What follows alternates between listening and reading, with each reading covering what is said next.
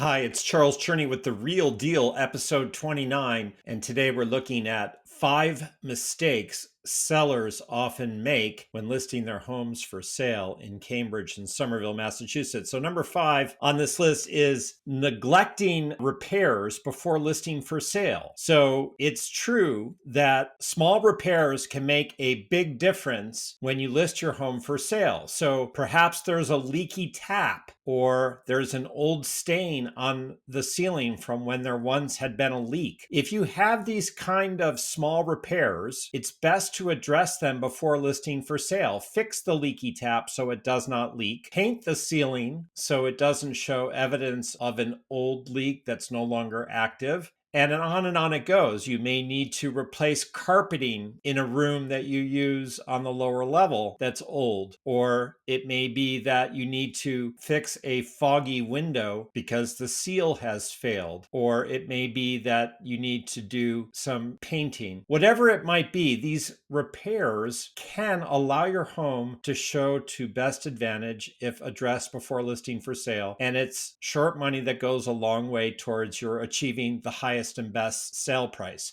Now, on occasion, there may be a bigger repair that you may be pondering. If your heating system is 50 years old, that's going to be a huge turnoff to everyone that comes to see it if otherwise they thought they could move right in. So you might decide it's worth it to invest in a larger repair so that you don't lose the potential interest because of a significant concern. Larger repairs are more difficult to make decisions about. Be advised that you'll want to review these larger repairs with your listing agent for advice and counsel. Number 4 on this list of common seller mistakes is ignoring first impressions. A neglected exterior will suggest to most buyers a perceived interior neglect. So you want to take a look at the very first impression that your buyer will have upon arriving at the property. Maybe you need to replace the mailbox or paint the front door or make sure the light fixtures outside are functional and clean. Or if there's landscaping, perhaps you need to address cleaning up the beds or cutting the grass. If you have flower pots, do you have fresh flowers in them? Whatever you can do to improve your first impression will help in terms of the buyer's potential interest. If you're in a condo association, you may not have complete control over this, but maybe you can have some input as to whether the common hallway is due for a repainting or the entry foyer is cleaned up. Maybe there's new labels on the mailboxes so they look a little bit more inviting.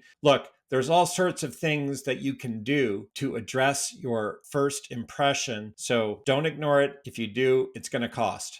Number 3 on the list of seller mistakes is skipping staging or decluttering. Most buyers cannot visualize potential. You need to visualize it for them. So if your home is vacant, maybe you'll have a professional stager bring in actual furniture, artwork, and accoutrements so it shows and is more visually appealing to the buyers that visit. If you live there, you're going to want to declutter and aim to honor the less is more approach to the extent that it's possible, right? You may not have every family photo on the refrigerator that you would otherwise have on display if you were not for sale. You may not have every home appliance on your kitchen counter. And, in your bedrooms, you probably want to aim to put things away. And again, declutter is the rule. So you do the best you can with the circumstances you find yourself in, but aiming to do the best you can is better than doing nothing at all. Number 2 on the list of 5 mistakes sellers make is overpricing the property. We understand as a seller, you wish to achieve the highest and best price. And we understand you may desire or wish that it be worth X, a higher price. But a list price is best informed by a grounded and informed market valuation analysis. Understood that pricing ultimately is a collaborative venture between the listing agent and the seller, but you want to aim to get it right. If you price it sky high, you're going to steal your own thunder, which is your first 2 weeks on the market, your honeymoon moment, if you will, when there's the maximum potential interest because it's a new listing. If as a new listing, your price is sky high and you're not getting showings or you're not getting any level of interest that leads to an offer that is acceptable, then you've basically stolen your thunder, shot yourself in the foot, and ultimately will have to reduce the price. And remember, days on market are your enemy, not your ally in that the longer you're on the market, the less likely it is a buyer will pay more. They'll ultimately usually pay less the longer it's on the market. So if you're priced where you should be, you'll generate market activity and an offer that allows you to achieve your goal, which is the highest and best sale price in the market conditions that you find yourself in. And then number one on the list of seller mistakes that we see people make in the market is that as a seller, you're being emotionally attached to the process. It's understood that it's not easy to separate your emotion from the reality of the fact that you're in a business transaction. And it's not easy if it's a house you've lived in and loved and have sentimental attachment to, perhaps, to not cloud your judgment because you have received an offer you don't like and you're taking it personally. Look, please ask your listing agent to be the buffer, the go-between, so that they can, as your business representative in the transaction, see to the negotiation, which is ultimately what this is in a business transaction. It's not ever the case in my experience that an offer is not a good thing. Any offer is a good thing. You never know where it may lead.